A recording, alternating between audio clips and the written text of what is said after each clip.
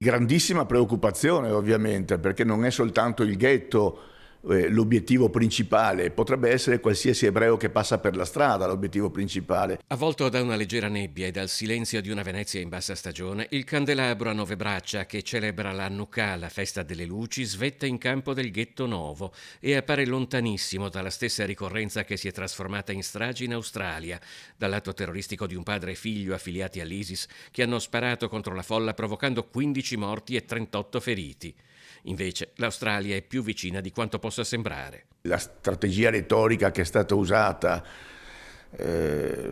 accanendosi e mostrificando Israele come Stato e non soltanto il governo,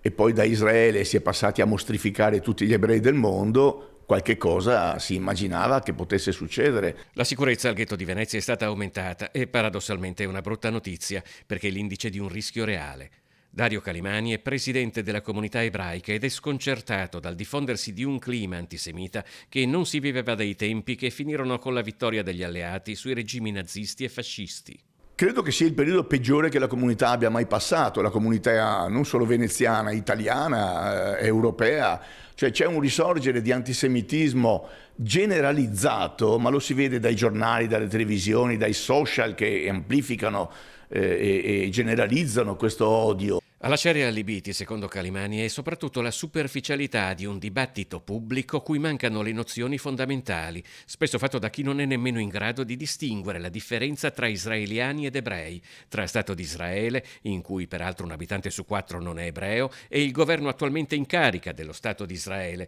che secondo i sondaggi è minoranza nel paese. Ci sono cittadini anche veneziani che passano per il ghetto e al primo che passa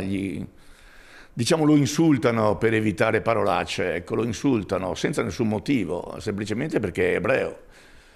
Noi non riusciamo neanche a capirla questa cosa, è come se noi trovassimo un ucraino per la strada o un russo per la strada e lo insultassimo in quanto ucraino, in quanto russo, in quanto è sostenitore di Putin o di Zelensky. È la stessa cosa, però l'ebreo è diverso, l'ebreo se lo merita.